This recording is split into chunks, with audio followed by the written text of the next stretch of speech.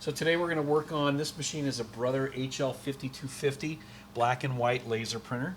We're going to show you how to take out the toner and the drum, replace it, what you should look for when you're replacing it in the way of cleaning and preparing the new drum or the new toner if you're replacing both of those.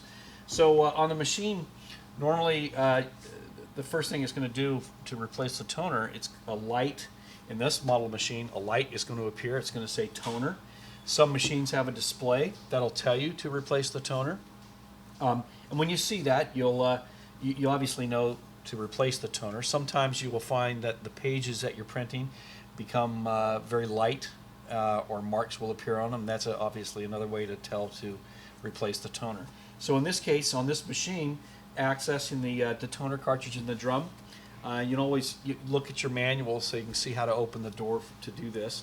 But in this machine, open up the front. On a Brother machine, there's always a toner cartridge and a drum. And when you're replacing these, at least on the black and white machines, it's a little bit different on a color machine. The black and white machine, the toner and the drum come out as one unit. And one of the things, Richard, when they are taking the toner out, if you lift it just slightly, the toner comes out, the drum comes out very simple. Much easier. So yeah. Take a second just to grab it, pick it up, pull the unit out. Okay? Good. All right. So what you've got here is the toner and the drum unit both. And in this case, if we're just replacing the toner, I'm going to close this back right now. There's on the drum, you'll always find, at least on a Brother, there will be a tab or a lever on the side, sometimes on the right side, sometimes on the left. To release the toner cartridge from the drum, you simply just press that down, and the toner lifts right out of the drum. All right. You can put the drum to the side. You'll inspect that in just a moment. And the drum itself, it can get pretty messy, so you want to put this in a bag or something. You can bring it to Tonerland, and we'll recycle them, or you can take it to another recycling, company, and they'll do it. But you don't want to just throw these in the trash. So you've got your old toner. You take this and put it to the side. And before you put the new toner in, you want to inspect the drum. And there's some things you'll do to the drum. Jeff will tell you about that. Yeah. The drum is the photoconductor unit. The photoconductor is what takes the picture, takes the copy of the document that you're going to be printing. Sometimes the drum has scratches, sometimes the drum has void or faded images. The drums usually last about 2 to 4 toners, depending upon how much, if you buy a high yield toner or if you buy a low yield toner. But the main thing to see on the drum is if it's clear. You can see that the drum, I hope we can get a close-up on this, of the drum, and it's clear, it's bright, then you know you have a good product and you're going to be able to continue to have good copy quality. One of the things that we always recommend that people do on the drum unit, there's always a blue lever at the top of the drum unit on every single Brother machine. This lever cleans the Corona unit. Sometimes when things are being copied and printed, the toner wire gets dirty with toner, paper dust. So what you do is you just take this and move it back and forth 2 or 3 times. That will clean the Corona unit. And then when you put the new toner in, everything's clean, ready to be used. Right. So the drum is pretty simple. There's not a lot you can do with it. If it's bad, you can't clean it. You can't replace the photoconductor. You just replace the drum. And obviously we have the compatible drums for these, just as we have compatible toner cartridges. So you can save a lot of money just using the compatible drum.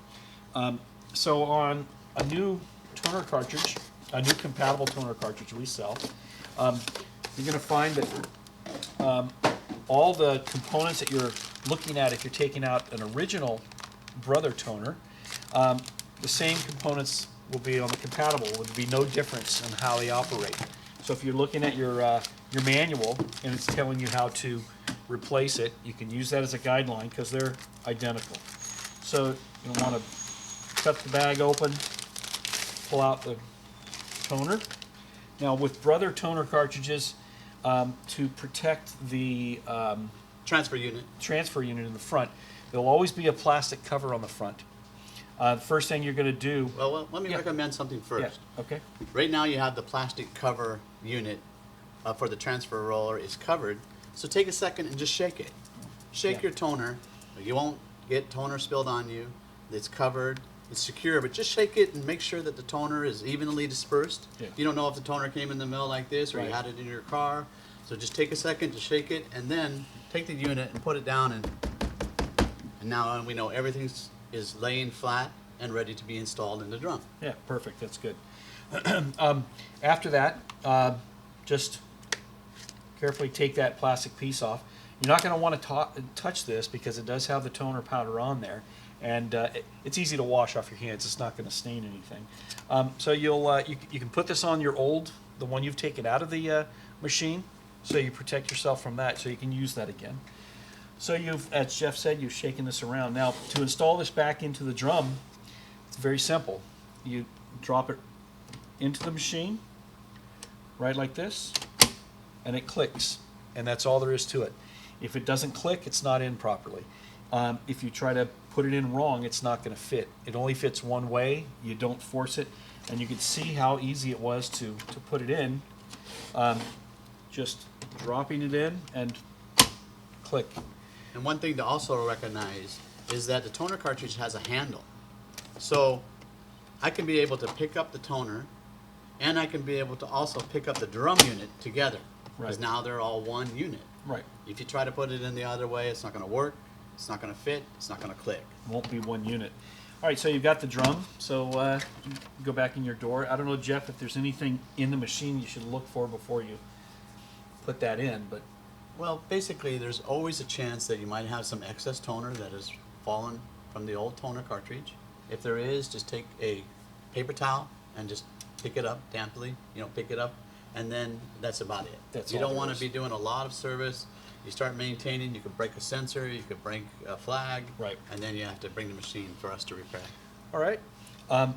After that, pick the toner, the drum assembly with the toner, and you're going to drop that back in. And again, no forcing. There's only one way that it can fit in all the way. Slide it in, and it seats in. Yep, just like that. You're going to put it in, it's going to lock, done. That's all there is. You can go like this. You can check to see it won't come out unless you actually grab it and pull it out. After that's done, closing the door back up. And I don't know, Jeff, depending on the machine, it might go through a cycle of registering or recognizing the drum and the toner. Some machines do and some don't. But if you want to do a cycle, on a Brother machine, press the go button, hold it down until all the lights light up. 1, 2, 3, the toner, drum, paper, and status light. Let it go. And then it'll cycle, you hear it? It cycles, and then it will print a sheet, and you know you're ready, and you can go ahead back to your normal activity. Yeah.